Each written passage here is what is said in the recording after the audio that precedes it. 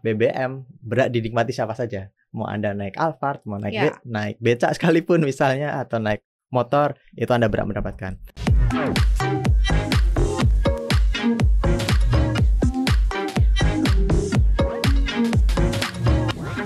Hai Sobat Cuan, selamat datang di podcast Cuap-Cuap Cuan. Apa kabar Sobat Cuan? Semoga selalu dalam keadaan kondisi sehat walafiat ya.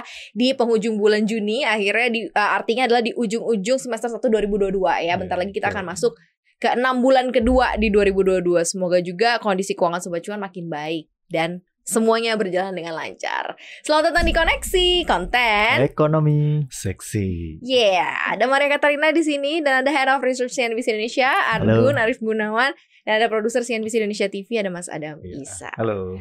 Oke, kita akan bahas yang menarik buat Sobat Cuan ya, terkait mengenai kalau mau beli Pertalite itu harus pakai My Pertamina atau harus daftar dulu. Nah, ini berarti dengan kata lain akan terdaftar nih siapa-siapa aja yang cukup berhak untuk mendapatkan BBM bersubsidi. Karena konon katanya Pertamina melihat banyak sekali yang tidak berhak sebenarnya tapi masih membeli BBM Pertalite ini gitu ya. Emang begitu ya Mas? Emang ada datanya ya bahwa ada yang harusnya tidak berhak menggunakan tapi menggunakan gitu. Ya, filosofi BBM itu mesti diperhatikan dulu. Artinya siapa yang berhak itu kan kemudian jadi perdebatan nih sekarang. Tapi kalau kita bicara soal produk yang memang diberikan ke publik, ya BBM berhak dinikmati siapa saja. Mau Anda naik Alphard, mau naik becak sekalipun misalnya, atau naik motor, itu Anda berhak mendapatkan. Tapi di Indonesia ini kan harga minyaknya memang kalau menurut amanat undang-undang idealnya memang disubsidi. Tetapi problemnya adalah harga minyak mengikuti harga pasar gitu. Kita tidak lagi raja minyak kayak tahun 60-an, 70-an gitu ya. Di Arab Saudi ada booming minyak. Di kita mungkin belum apa-apa, tapi setidaknya pada tahun 80-an kita mulai eksplorasi. Nah, kita naik eksportir. Dan kalau kita bicara pada kondisi itu, maka sangat-sangat mudah mensubsidi harga minyak kita gitu ya untuk BBM. Tetapi sekarang kondisinya udah berbeda, kita net importir. Jadi kalau bicara subsidi maka tidak bisa lagi ideal. Makanya mungkin pemerintah mulai mewacanakan ini tepat sasaran atau tidak gitu. Jadi kalau isu mengenai siapa yang berhak, ya itu kita kembali pada filosofinya. Ini BBM barang apa ini? Tapi kalau kita melihat pada praktikal untuk hukum supply and demand, ya memang harus diperhatikan bahwa subsidi BBM itu sekarang semestinya memang dievaluasi. Karena sudah nggak masuk lagi kita, kalau bandingkan dengan negara lain, harga BBM kita masih relatif murah dibandingkan dengan Vietnam, dibandingkan dengan Singapura, Thailand gitu. Kita hanya kalah dari Malaysia, harga BBM kita yang around 95 itu. Kalau lo ngeliatnya kayak gimana Mas Adam? Kalau untuk saat ini sih sebenarnya memang menaikkan harga BBM itu seperti kebijakan yang tidak populer ya. Nah, untuk kan setelah pertama tadinya kan kita duga-duga Pertalite gitu kan juga mungkin akan naik. Sementara harga keekonomiannya pun sudah di atas. Mungkin kemarin kalau tidak salah Menteri ESDM bilang sudah di atas 30.000 ya harga keekonomian, harga pasarnya. Tapi sampai saat ini pemerintah masih menahan di 7.650 gitu. Itu kan berarti dalam 1 liter Pertalite, kalau tidak salah ekonom Faisal Basri menyatakan bahwa pemerintah harus mensubsidi sebesar sampai minimal Rp8.000 per liter Pertalite. Yang kita beli sekarang ini udah disubsidi sampai dengan 8.000. Sampai dengan 8.000 dan kalau memang tidak mau ekonomi di Indonesia ini akan lebih parah, mungkin lebih parah lagi keuangan negaranya, subsidi energinya makin besar, mau tidak mau sebenarnya kebijakan yang cukup tidak populer ini sebenarnya harus diambil. Karena sebelumnya kan di pemerintahan, kalau tidak salah di pemerintahan masa Pak SBY ya, itu pernah sampai 2 kali menaikkan harga BBM karena harga minyak dunianya naik sampai waktu itu kalau tidak salah di $150 per barrel. Ya, itu harga BBM-nya juga naik lumayan tinggi dari 1.800 ke berapa gitu. Kalau nggak salah sampai 4.000, 6.000 gitu. Waktu itu ya di tahun 2000-an, 2004, 2006 gitu. Oke, kalau langkah ini diambil berarti kan nanti harus lebih efektif kan? Berarti nanti pengguna Pertalite lebih tepat sasaran. Harapannya kan seperti itu, yang akan bisa menikmati juga yang sesuai dengan ininya lah ya, maksudnya 1, 2, 3-nya syarat-syarat tertentunya gitu untuk bisa dapetin Pertalite ini. Dan diberlakukannya ini sebenarnya yang menarik di note adalah nggak ada Jakarta gitu.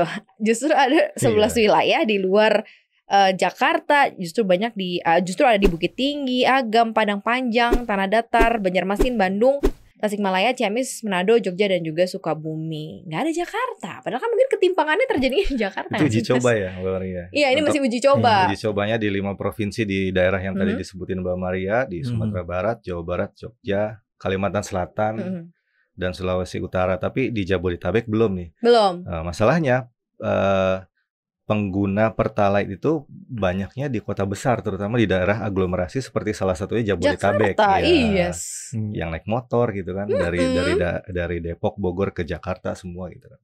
Seperti itu. Kira-kira tepat sasaran kan uji cobanya sendiri? Gimana tuh Mas? Karena uji cobanya kan di luar tempat yang memang padat atau ramai menggunakan BBM subsidi ini atau Pertalite ya. Ya, dugaan saya itu Pertamina memang sedang ini fase pertama nih. Sedang menguji coba dulu. Dia ingin melakukan pendataan dulu minimal. Orang kalau mau beli BBM di Indonesia harus pakai My Pertamina gitu. Kemudian dia uji cobanya di daerah-daerah tadi yang mungkin tidak pengguna utama. Karena dia ingin aman untuk mengurangi efek sampingnya ya, keriuhan politik, keriuhan yang kalau diberlakukan di Jawa gitu, maka diberlakukan dulu di daerah-daerah luar yang kira-kira kalau itu bisa visible dijalankan, kira-kira apa sih problemnya gitu. Kalau misalnya di sana mereka berhasil, di Jawa akan sangat mudah dijalankan gitu. Karena kalau kita bicara penetrasi pengguna internet itu kan ya Jawa masih mayoritasnya. Dan di sana kalau di sana aja yang bisa pengguna BBM-nya mungkin tidak terlalu banyak, kemudian juga pengguna internetnya juga tidak sebanyak di Jawa, itu ternyata bisa berjalan sistem ini, maka ya pasti Jawa akan berjalan juga gitu. Tapi ya mungkin Pertamina hati-hati sekali, dia nggak berani langsung melakukan uji coba di sini karena tadi pasti ada keriuhan. Kalau misalnya ya tau lah uji coba kan pasti ada yang trial and error, ada kendala ini itu dan ini itu biasanya bisa digoreng jadi viral kalau misalnya ya dijalankan di wilayah yang padat penduduk, kota besar seperti di Jawa gitu. Saya pikir ini nih yang di target akhirnya adalah nanti padanya pembatasan. Ini saya menduga ya. Setelah kita nanti pakai My Pertamina, maka kita kan udah ketahuan profil kita, data kita ya kan, sudah jadi satu di Dukcapil, kemudian mungkin nanti kita akan bisa dilihat profilnya, ini pendapatannya berapa, dan nanti baru akan ada klasifikasi di situ. Mungkin kita akan ada kuota pertama mungkin. Kemudian untuk mereka saudara-saudara kita yang mungkin dianggap sasaran dari subsidi BBM ini, maka mereka akan mendapatkan kayak voucher. Mungkin jatahnya 1 bulan berapa harus dihabiskan lewat itu misalnya. Nah, arahnya mungkin ke sana. Akan ada pembatasan dan ya pada akhirnya kalau kita kemudian merasa malah ribet nih kalau misalnya saya beli harus pakai My Pertamina, mungkin ada opsi lain yaitu saya bisa beli Pertamax atau yang plus turbo lagi. Dan itu nggak perlu lagi ada syarat-syarat, dan itu yang mungkin akan membuat masyarakat yang mampu akan milih ya sudahlah yang simpel aja gitu. Mungkin ada satu lagi Mas Argun ya. Apa tuh? Ini kayak membuat mungkin kalau harga BBM naik, terus cara pembeliannya juga agak ribet. Untuk beberapa orang tertentu mungkin akan mengubah cara dia pergi ke kantor atau bertransportasi, pindah ke transportasi umum. Benar. Jadi seperti itu. Tapi masalahnya di Indonesia ini, khususnya di wilayah Jabodetabek mungkin ya, untuk kita mau keliling Jakarta dan sekitarnya, kalau kita hitung, mungkin saya pernah menghitung saya sendiri terus tanya beberapa teman gitu, apakah akan lebih murah kita keliling naik sepeda motor atau mobil pribadi dengan kendaraan umum gitu kan? Ya mayoritas jawabannya lebih mudah dengan kendaraan pribadi karena secara ongkos juga lebih murah.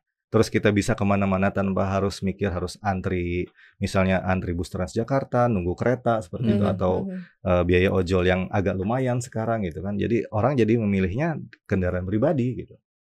Itulah yang membuat sebenarnya kemacetan di Jakarta tuh nggak hilang-hilang. Mungkin salah satunya itu kali ya, karena BBM-nya terlalu murah gitu. Jadi harusnya seperti apa? Dinaikin aja kan nggak populer gitu dan susah, nanti malah menimbulkan kisruh gitu nggak sih Mas? Iya, memang naik terus sih alokasi subsidi BBM dan LPG kita gitu. Kalau menurut catatan kami nih, misalnya tahun 2015 itu kan awal nih mulai ada sistem kompensasi subsidi BBM. Jadi masih subsidi tapi ala-ala gitu. Tahun 2015 itu 61 triliun alokasi subsidinya, kemudian agak turun 44 triliun pada 2016, kemudian sampai 2018 masih 47 triliun. sampai 2020 masih 47 triliun. Nah, 2021 kemarin tahun lalu itu lonjak hampir 2 kali lipat menjadi 83 triliun.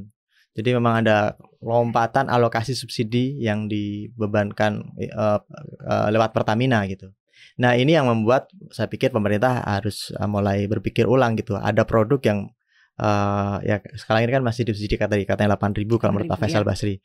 Nah, itu memang memberatkan APBN karena pilihannya kalau mau mengantisipasi situasi sulit ini ya ada dua, mau naikin pajak ya kan untuk nutup subsidi itu atau naikin utang. Dua-duanya kan nggak menyenangkan gitu. Nah, ada opsi ketiga yang mungkin juga cost politiknya tidak terlalu besar, kecuali nanti kalau 2024 ya ini menaikkan harga.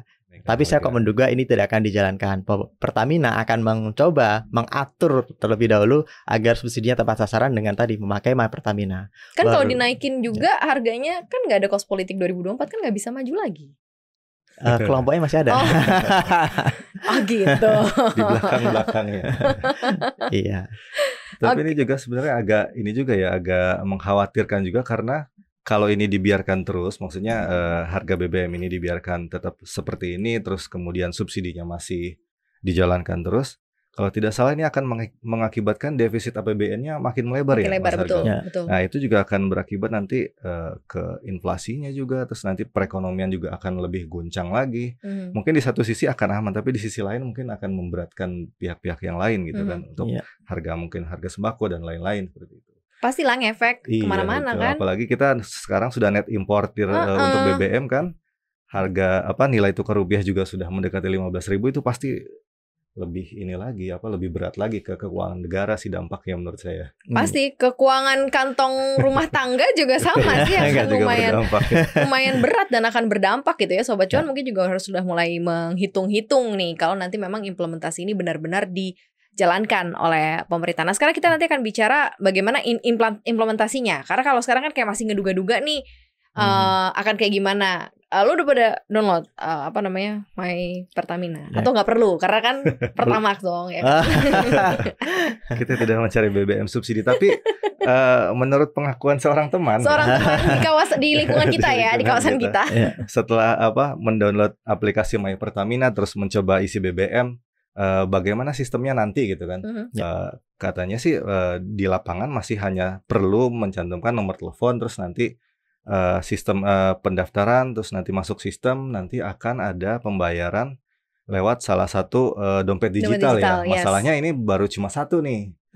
Itu kan mungkin lo tidak harus semua punya ini harus gitu punya ya. yang ini satu gitu. Kalau nggak punya berarti harus download dulu, masukin uang lagi ke dompet digital tersebut, baru nanti bisa menggunakannya di SPBU. Tapi yang saya baca dari Pertamina Patraniaga, sebenarnya syaratnya ternyata tidak semudah itu juga. Di webnya nanti akan ada seperti kita harus melampirkan foto KTP, fotokopi KTP, STNK, terus kemudian foto kendaraan. Itu benar-benar profiling banget kan untuk usernya. Itu beda form, itu lewat web. Itu nanti lewat web sama di aplikasi. Kalau di aplikasi tidak bisa harus lewat web gitu kan. Kita kan nggak tahu nih nanti apakah di tanggal 1 Juli ketika mulai pendaftaran ini apakah semua orang akan mulai mendaftar. Yakin gue, iya. Kemudian apakah nanti webnya akan crash? Gitu kan? Dan kemudian juga Pertamina juga bilang bahwa proses verifikasi ini akan memakan waktu kurang lebih 7 hari gitu. Jadi selama 7 hari itu apakah kita tidak bisa membeli Pertalite gitu kan? Belilah sekarang. Nah, ini kalau dilihat ke tepat sasarannya, kalau masuk melalui web mungkin baru kelihatan ya mobilnya apa, kemudian juga penghasilannya apa. Tapi yang tadi dari apps itu belum gitu. Iya. Nanti cara penggunaannya juga katanya akan scan barcode gitu. Dimana di kawasan SPBU kan kita tahu bahwa nggak boleh ngaktifin handphone segala macam ya, gitu dipikirin nggak sih? Sudah sejak lama tidak boleh main handphone. Tapi sekarang kita harus pakai handphone untuk bayar. Iya, karena scan barcode kan sudah daftar dari My Pertamina.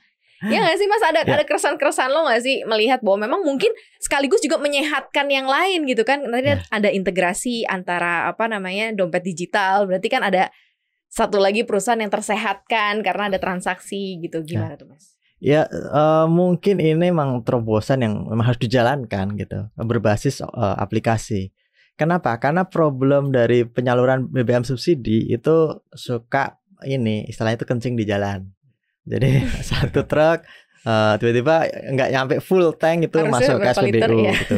Nah, mantaunya bagaimana agak susah kan, ada ribuan tangki gitu. Nah, kalau misalnya sudah berlaku aplikasi ini kan ketahuan dia belinya di mana, SPBU tersebut kalau di sistem nanti kan ketahuan total dia sudah menjual berapa kiloliter gitu ya BBM ke masyarakat, dan kemudian ketahuan dong. Oh, ini kemarin saya pasok 5 tangki, kenapa yang kejual hanya 4 tangki? 1 tangki kemana? Misalnya gitu.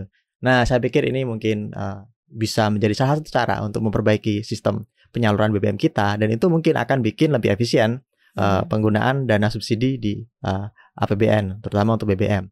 Tetapi di sisi lain ya tadi saya menduga, memang saya setuju dengan Adam juga, bahwa kalau nanti masyarakat yang berada itu dia akan merasa, alah ngapain saya ngasih data saya yang sangat berharga ini ke aplikasi ini, dan harus pakai satu ini saja tadi, satu aplikasi pembayaran online, transaksi online. Ya mungkin dia akan milih, ya udah saya nggak beli Pertamax saja, Pertamax biar yang lain saja. Saya ambil jalur khusus ya tadi Pertalite ya. Pertalite biar mereka aja. Nah, saya beli Pertamax atau Pertamax Turbo gitu. Ini mungkin ini yang sedang dikondisikan oleh Pertamina dengan program My Pertamina ini, dengan BPH Migas juga ya gitu.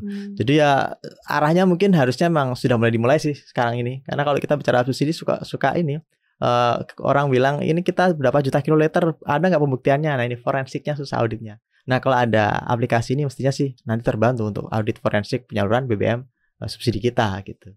Dan mungkin juga ngurangi orang-orang untuk beli Pertalite. Mereka akan lebih milih Pertamax biar gak ribet gitu. Mungkin ada satu masalah sosial juga sih yang sering kita temuin di khususnya sih di daerah ya, di daerah Sumatera, di Kalimantan gitu. Kalau kita keluar kota, orang-orang akan cenderung lebih mudah mendapatkan bensin itu di retail eceran di pinggir-pinggir rumah gitu, tapi di SPBU-nya habis gitu. Karena mereka jadi yang orang dijual dia belinya pakai jerigen dalam jumlah besar gitu. Mungkin itu akan mengurangi itu juga kali ya. Jadi untuk secara tata kelolanya akan jadi lebih baik. Dan tapi itu ngebantu tahu. Membantu ekonomi orang-orang tertentu yang menjadi penjual itu ya. Tapi jangan lupa Pertamina juga mulai bikin Pertamini. Dan sudah ada di mana-mana. Tapi ini kan eceran yang dimaksud sama Mas Adam adalah yang di botol-botol. Iya. Nah, saya pikir itu nanti akan direkrut Pertamina mungkin. Dinaik kelaskan gitu ya. Menjadi Pertamini di daerah-daerah gitu. Saya pikir itu masih oke sih kalau bicara ya visinya seperti ini, kayaknya aman gitu, bagus. Kayak aman ya, bagus ya. Dan Sobat Cuan mungkin yang sudah mendengarkan podcast kita mungkin udah mulai berpikir nih mau gimana, mau daftar, serahkan data, kemudian nanti harus punya dompet digital tertentu untuk pembayaran dan jadi pelanggan Pertalite yang terdaftar gitu, atau ya geser ke Pertamax, subsidi, Pertamax dan ke atasnya. Beli yang di atasnya, atau ya tadi yang Mas Adam bilang, tinggalin mobil, motor di rumah kan, mulailah transportasi umum. Ikut mensukseskan program pemerintah dengan banyaknya transportasi umum gitu. Jadi untuk bisa ya kemana-mana udah pakai Transjakarta gitu, mungkin bentar lagi LRT akan beroperasi ya nggak sih? Ya kan MRT. Jadi ya enjoy lah ya kalau di Jakarta ya. Tapi kalau di daerah ya ini harus catatan buat jadi catatan gitu. Karena kan belum tentu juga infrastruktur transportasinya juga sudah sebaik di kota-kota besar ya nggak sih? Betul. Oke. Gitu aja Sobat Cuan, ini masih akan kita update terus sampai mana dan kesuksesannya sebesar apa. Ya Sobat Cuan, segitu aja koneksi hari ini. Jangan lupa untuk dengerin konten podcast kita lainnya di mana aja Mas Adam? Ya, jangan lupa saksikan dan simak kontennya Cuap-Cuap Cuan di Spotify, Apple Podcast, Google Podcast, dan juga Anchor. Jangan lupa juga untuk follow akun Instagram kita ya di @cuap_cuan dan subscribe YouTube channel kita di Cuap-Cuap Cuan. Like, share, dan juga komen yang manis-manis ya Sobat Cuan. Terima kasih banyak udah dengerin kita hari ini. Sehat-sehat terus Sobat Cuan. Mari Katarina pamit. Argun pamit, undur diri. Adam Isa pamit. Bye. Dah.